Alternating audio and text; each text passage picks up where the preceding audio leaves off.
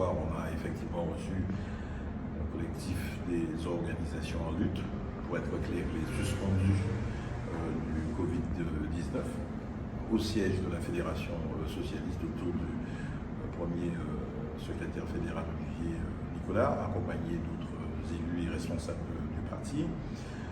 Gaby Clavier, à la tête d'une délégation d'une vingtaine de ses camarades, pour évoquer le sort et les conditions de vie des suspendus.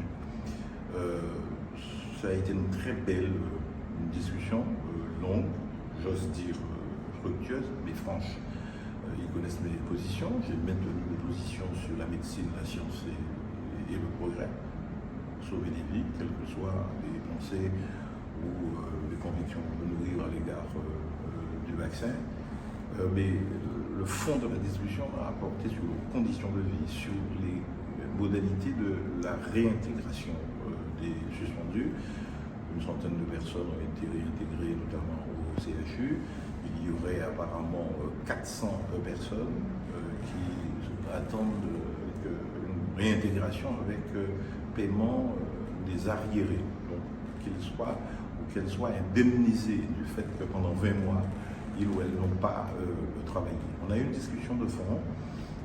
C'est vrai qu'il y a des conditions humaines difficiles. Ils vivent ça comme une injustice et qu'il faut trouver des voies et des solutions. On a eu une discussion juridique claire, au-delà de l'aspect humain, de l'empathie qu'on peut avoir. On est dans un système. Il y a des lois à appliquer, il y a des tribunaux qui disent le droit. Ils ont gagné 3 fois.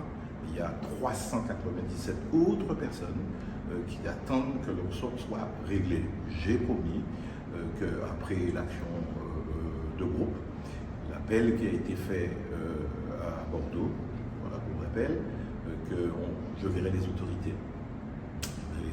Je demande au ministre de la Santé de nous recevoir, au directeur du CHU, M.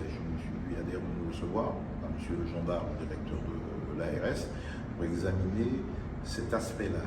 Comment sortir de ce qu'ils estiment être une impasse. Ils appellent ça une injustice. Autant je suis ferme sur mes positions personnelles, sur la vaccination, sur la science, sur la médecine, sur le progrès, et s'il y a effectivement un non-respect des procédures, il faut prendre ça en compte.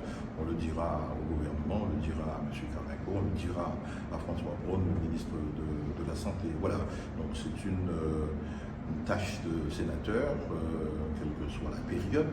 David Clavier m'a demandé, et je lui ai proposé même au WTC hier, après leur action, de les recevoir. Je l'ai fait donc très rapidement. Il y aura donc une suite, un rendu et une passerelle de dialogue qui a été établie. C'était très fructueux et j'en suis très heureux.